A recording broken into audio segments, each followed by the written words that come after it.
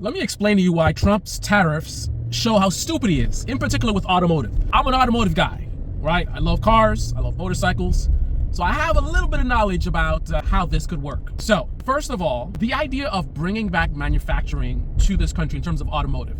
In order to do that, it requires these manufacturers to actually build, right? They have to build these plants where they're gonna actually build the cars domestically. That's gonna take a lot of money and time, right? But immediately, as a result of tariffs, you have an automotive industry that's struggling post-pandemic. They're struggling right now. There's so much inventory sitting on the lot that people can't afford as it is. So they are struggling. They have loans they're trying to pay off. There's a lot of stuff going on. They are hurting. And right now, you're going to put a dagger in their heart, right?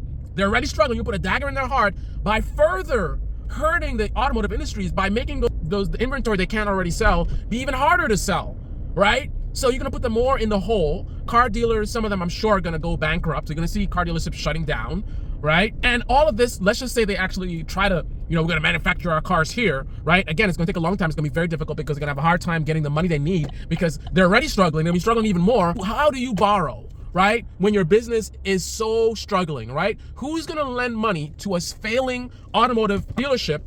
Manufacturer. That's already struggling, already having trouble paying its debt currently, and now they're going to take on even more debt. So they're going to struggle just for the financing. Let's say they actually do get the financing. Then it's a years-long process. I know people think, the government is so slow, and they can be very slow, and I think private is just magic.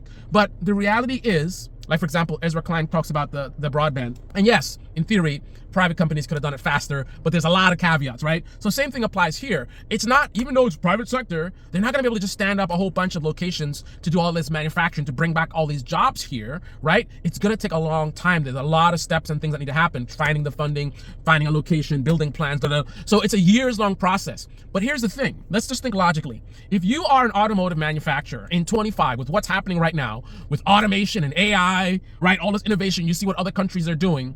If you're going to be building a whole new plant to build cars here, you would have to be an absolute idiot to not take advantage to do a fresh start. Meaning, you're going to design this thing purely with where we are with technology, right? So you're going to be, it's very expensive and time consuming, right? So what they do is a little bit here, a little bit there in terms of edging us forward towards a future where a lot of jobs get taken away. But if you force a manufacturer to build a whole new thing, who's gonna do it to facilitate thousands and thousands of jobs, right? For manual labor, right? Anyone with any sense, any manufacturer with any sense, they're gonna build these new state-of-the-art factories that's gonna be all about automation and robotics, right? To the extreme degree, because we're not retrofitting, we're building purpose-built locations designed for the minimal workforce to do the maximum amount of work, right? So after all these years of Americans struggling because of the tariffs, things are really expensive. They're already struggling before Trump comes in, pushes prices up even further. People can't afford to buy, they already couldn't afford, now they really can't afford to buy a lot of stuff, right? Just chaos, supply chain chaos. And then at the end, we have all these new plants that are built here, if that even happens, if they can even find the funding,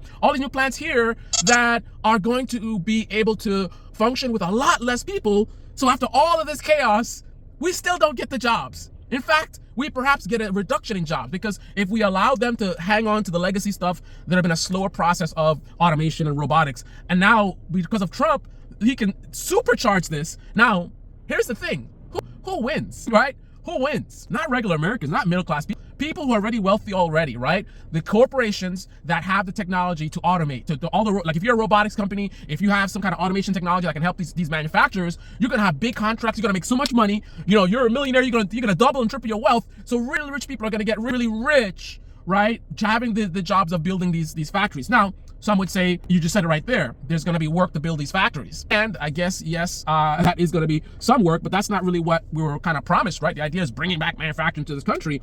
But again, as you can see, the end result is not really quite looking like that.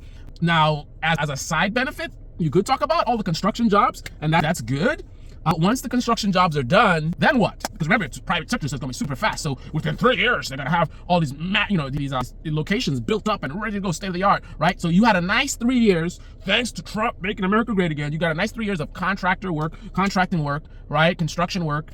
And now what? At that point, it will be very clear that this model did not quite work out as expected. So I don't know what that leads to. And I like how people move the goalposts, because the original talk is bring back manufacturing, let's build things here, right? And then I present a scenario where I'm like, hey, I don't think that's going to actually happen. then it's kind of like, let's forget about the original goal. Let's move the goal to, oh, what about the construction jobs? But that's not what you said. You didn't sell us on, we need to build back our construction jobs. Construction workers need to be able to work. That wasn't it. The thing was manufacturing. So if that doesn't happen, you got to concede the point. This is the Baby Channel. The Baby comment section below. Click on the like button, subscribe, smash that bell. Be well.